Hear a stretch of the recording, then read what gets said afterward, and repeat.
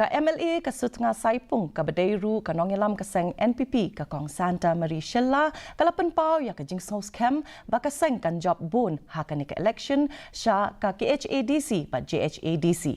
Habaya kren berkilat patai kubor kalaong baka Seng ka don kam banwan ra syu ya ka roy kapar sya kipat ba bat ka sarkar MDA balayalam da ka NPP kalawan ra ya shibun ki scheme bat ka roy kapar habaro ki constituency ha ka jilla.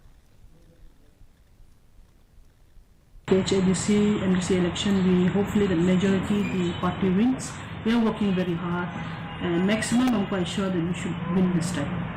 In Gentle Hills, yes, we are ready for the elections. We have our candidates everywhere in all the constituency, and we are hoping that we win this time. Every party has their own, their own strategy of working. So we, as a party, we just need to hear our people out, help our people, bring development to the constituency. Kajing marumot iya ka Surak ba National